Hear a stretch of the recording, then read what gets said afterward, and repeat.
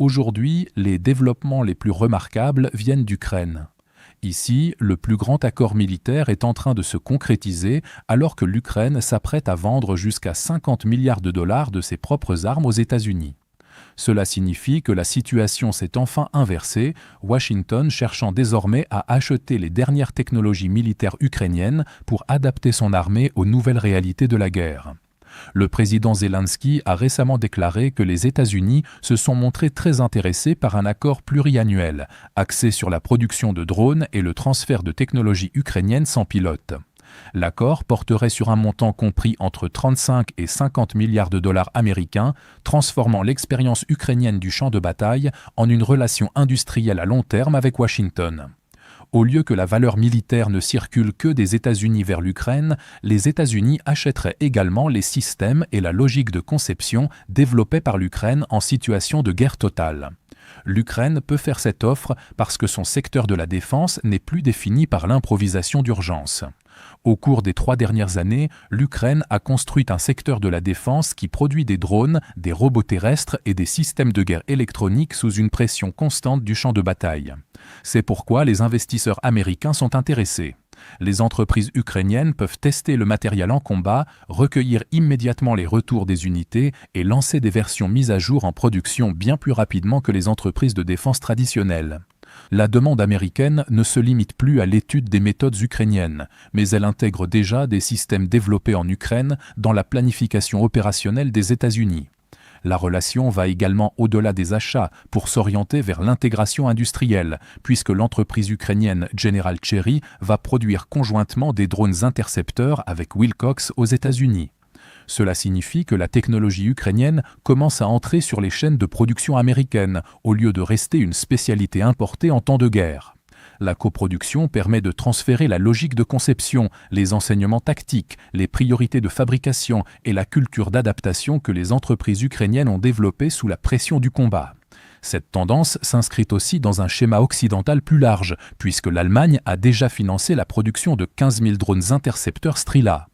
À mesure que les gouvernements alliés et les industries de défense commencent à considérer la production de drones ukrainiens comme une composante évolutive de leur propre structure de force future, l'Ukraine cesse d'être seulement un consommateur d'aide en première ligne et devient un producteur de capacités militaires essentielles pour l'ensemble de l'espace euro-atlantique. Globalement, un accord de cette ampleur ferait passer la production de drones ukrainiens de la phase d'urgence liée à la guerre à une intégration à long terme avec le marché américain de la défense. Cela donnerait aux entreprises ukrainiennes accès à des contrats plus importants, à des capitaux plus conséquents et à une échelle de production qu'elles ne peuvent atteindre avec la seule demande liée à la guerre. Pour les États-Unis, l'avantage ne réside pas seulement dans l'acquisition de nouveaux équipements, mais aussi dans une manière plus rapide d'intégrer l'adaptation du champ de bataille à leur propre système d'approvisionnement. Si ce processus s'étend, l'Ukraine ne se contentera plus de fournir des drones, mais commencera à influencer la façon dont les armées occidentales conçoivent, testent et remplacent les systèmes sans pilote. L'Ukraine n'offre plus seulement des produits individuels, mais toute une base d'innovation façonnée par la guerre. Les drones ont transformé la guerre moderne si rapidement que la plupart des armées établies n'ont pas réussi à s'adapter à temps, tandis que l'Ukraine s'est ajustée plus tôt et sous une pression bien plus forte, ce qui l'a poussé à privilégier la rapidité et la survie plutôt que les hypothèses du temps de paix.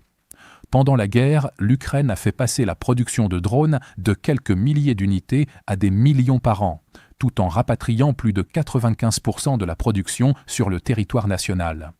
Plus important encore, les ingénieurs ukrainiens peuvent passer des retours du front à une version révisée en environ une semaine, donnant ainsi à l'Ukraine un avantage sur un champ de bataille marqué par l'usure. Ce changement a déjà poussé les États-Unis à passer de l'observation au test direct, puisque l'armée américaine a acheté 10 drones intercepteurs FPV Valinor Condor pour évaluation et essai lors de l'exercice Arcane Thunder 26 de l'US Army. Ces systèmes offrent des capacités que l'armée américaine souhaite examiner, notamment la navigation autonome, la stabilisation, le retour à la base, l'architecture modulaire et la capacité d'opérer à distance sur de longues distances. Ils ont été conçus pour un champ de bataille où les drones sont utilisés en grand nombre et doivent souvent fonctionner sous la pression de la guerre électronique.